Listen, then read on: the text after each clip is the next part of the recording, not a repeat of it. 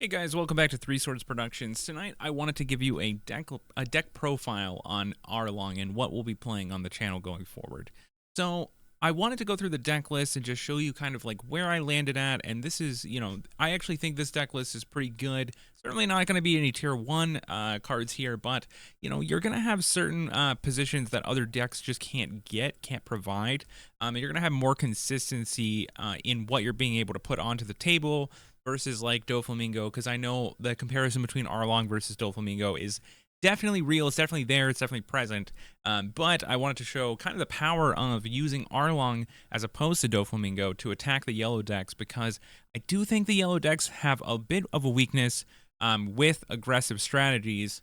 As they're not able to really defend out of things. They have their 2Ks, but a lot of their characters don't block. A lot of their characters don't remove things from the board. They're really leaning on Charlotte Katakuri over here in order to remove characters, and that costs 8, so they can feel kind of behind a little bit. So you're a deck that is able to commit pressure to the board, to the table, and you're going to be able to keep that pressure up the entire game while also weaving around blockers and the such. So Arlong does have a place in the meta, although maybe only as like a tier 3 deck to have fun in the game. But I do think there's some power here, and I think it's just about finding the right deck list, and I think this one's getting pretty close to where we need to land.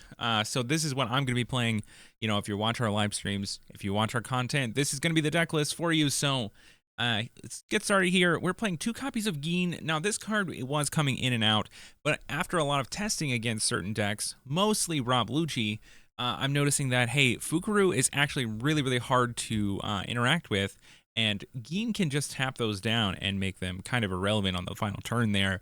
And that is exactly what we want. We're going to want more tap abilities, so we've got also 4 copies of Karubi here. Now, Karubi is probably the best East Blue card in my opinion. It is going to be able to, tap down any of your opponent's characters, including those big blockers. Blue no and the like, and if you're starting to play against purple, then also Queen. But Fukuru being a big one that you can't interact with, Karubi's going to tap that down and feel quite nice. Next up is 4 copies of Django for combo style decks.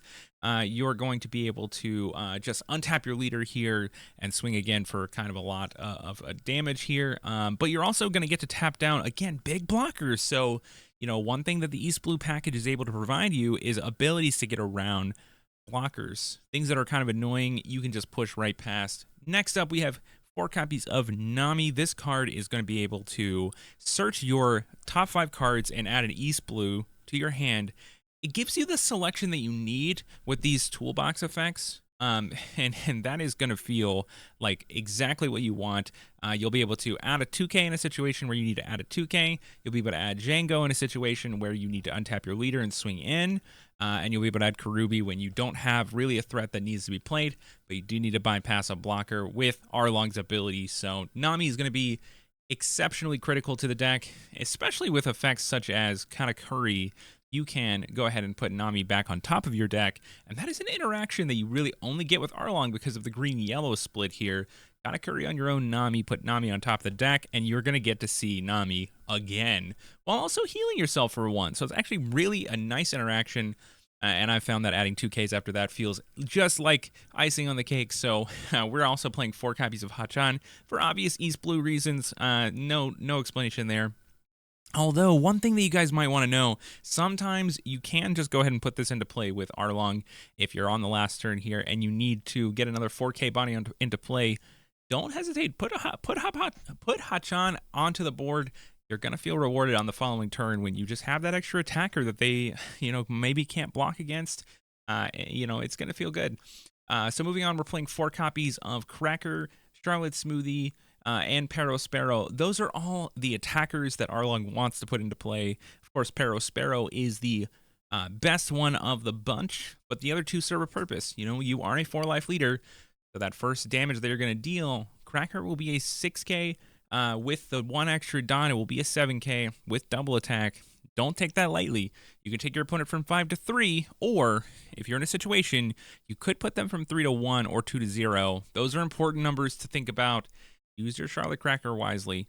Charlotte Smoothie is going to enable the Charlotte Cracker, because you can take your life down 1 lower, and it's also a 7K attacker. Super important. So think about that when you're putting cards into play with Arlong's ability. Should I be putting in Sparrow, Cracker, or Smoothie when given the options?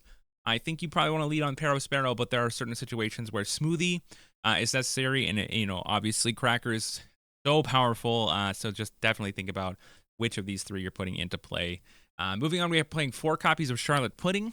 Now, this is super obvious. We're just going to be adding our Big Moms to our hand. But this deck is also playing 4 copies of Sovereignty here. So that is a card that you can put into play or put into your hand with the Pudding. And that is going to feel quite nice, as you are, like, most yellow decks are really not playing Sovereignty. So you're going to be able to counter up to 10k with a single card, and that might catch people off guard. It is also another really game-winning life trigger here, as you're going to be able to gain a life, and on that final turn, break someone's math on whether they can or cannot beat you. And of course, your board is filled with attackers, so you might be able to change a game there. So moving on here, we're playing 4 copies of Strucin. That is the only 2K in yellow here that we're playing. Now, we were playing a lot of other 2Ks, but we decided, hey, the deck actually just needs more attackers, so we cut a lot of those for the Strucins. So again, that is or down to the Strucins for other attackers. Now that's going to be your preference, so you can of course tweak some slots here, but I recommend just sticking to the Strucins, as it is also pretty good against other yellow decks. So here, moving on, or other law decks, but usually you're not putting it into play. So don't worry about that. 3 copies of Katakuri here. Now this could be a 4-copy deck for Katakuri, as you have a lot of synergy with the Katakuri as you're healing yourself and you get your life triggers. So think about that when you're deck building. Do you want to put the 4th copy of Katakuri in? I opted not to, so that I could put 2 copies of Gen in, but it's up to you, of course. So moving on, we're playing 2 copies of Charlotte Linlin. This is just the top end body that you need for the deck. It's gonna feel like you're gonna have this mid-game turn where you need to play something onto the board. You don't know what to play, and attacking, you could hit your opponent's life, but maybe you don't want to give them the resources quite yet. You can just play 7-drop Charlotte Linlin. You're going to feel really good. Whether you heal 1, that's probably going to be a life trigger, or you crit 1. That might actually just be the game-breaking point of damage that you needed. This card is kind of insane in this deck, so it feels really good.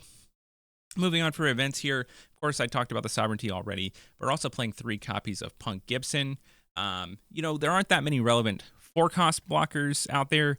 Well, I guess there are actually a few 4-cost blockers, but there are not that many like things that you want to tap down so that you can attack it back. This card is an incredible life trigger. Going to be able to, A, like if you get it on the last turn, win the game for you, and B, if you do get to tap down those blockers with its effect, you're going to feel really nice, as you're now able to deal about 3 or 4 damage to your opponent because of all of your attackers. So right now, that is the deck profile. Just wanted to give you guys a quick update of where we were with Arlong, and we will see you in the next video. Thanks so much, guys. Good night.